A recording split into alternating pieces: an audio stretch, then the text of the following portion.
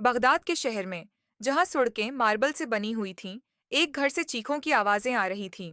एक औरत जोर जोर से शिकायत कर रही थी और बच्चे रोते जा रहे थे। लगता था जैसे उन पर कोई मुसीबत आ गई हो। बच्चों के वालिद यूसुफ सिर झुकाकर बैठे थे और अपनी बीवी के गुस्से को सह रहे थे। कुछ उरसा पहले बगदाद में एक वबाई बीमारी फैल गई थी और बहुत से लोग मुतासिर हुए थे। यूसुफ भी बीमार और कमजोर हो चुका था। घर में खाने पीने की अशिया खत्म हो चुकी थीं और बर्तन खाली थे। बीवी ने कहा, कुछ काम सोचो, वरना हमारे बच्चे भूखे मर जाएंगे। यूसुफ ने कहा, मैं जिंदगी में कभी इतना कमजोर नहीं हुआ, मगर बीमारी ने मुझे ऐसा कर दिया है कि अब काम करने से कासिर हूँ। उसके बाद यूसुफ ने घर में कुछ तलाश किया और एक पुराना रस्सी पाया। सोचा कि उसे बीच कर बच्चों के लिए खाने का इंतजाम कर सकता है। यूसुफ ने रस्सी ले जाकर गाहक के पास बेची। वो खुशी खुशी घर की तरफ रवाना हुआ ताकि बच्चों के लिए कुछ खाने का इंतजाम करे। रास्ते में उसे दो लोगों के झगड़े की आवाजें सुनाई दें। करीब जाकर देखा तो एक नौजवान एक बूढ़े को मारने की कोशिश कर रहा था।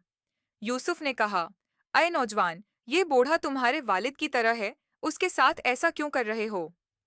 यूसुफ ने अपनी जेब से एक दिनार निकाला और नौजवान को दे दिया ताकि बूढ़ा आजाद हो जाए। बूढ़े ने दुआ की, अल्लाह तुम्हें 100 गुना ज्यादा दे। यूसुफ दिल में खुश था कि अगरचा वो गरीब था, मगर उसने एक अच्छा काम किया। घर वापस पहुंचा तो बीवी ने उसे खाली हाथ देखा और पूछा कि रस्सी कहाँ है। यूसुफ ने सारी कहानी सुनाई। बीवी ने कहा, यूसुफ, तुमने अच्छा किया कि एक बूढ़े को बचाया, लेकिन अब बच्चों के लिए खाने का क्या इंतजाम होगा? यूसुफ ने सोचा कि शायद अल्लाह रास्ता दिखाएगा। फिर उसने घर में कुछ और तलाश किया और बच्चों के लिए एक बेड बेचने का फैसला किया ताकि थोड़ा सा खाने का इंतजाम हो सके। बेड बेचने के दौरान एक गाहक ने आखिरकार 10 दिनार दिए। यूसुफ खुशी खुशी घर की तरफ रवाना हुआ।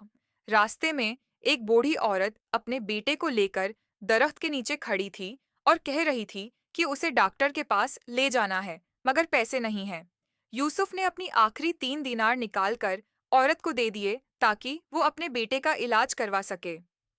आखिरकार यूसुफ घर पहुंचा। बीवी ने गुस्से में कहा, सिर्फ एक छोटी मछली ले आए, बाकी सब कहाँ है? मगर जैसे ही मछली का पीठ खोला गया, वहां चमकता हुआ मोती मिला।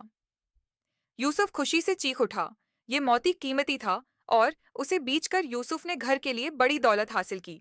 यूसुफ ने इस दौलत से बच्चों के लिए कपड़े और जरूरियात खरीदे और उनका घर खुशियों से भर गया। यूसुफ की जिंदगी मुश्किल से खुशहाल में बदल गई। सबक, अल्लाह पर भरोसा रखो, मुश्किल वक्त में सब्र करो। अच्छे एमाल और दूसरों की मदद कभी जाया नहीं जाती।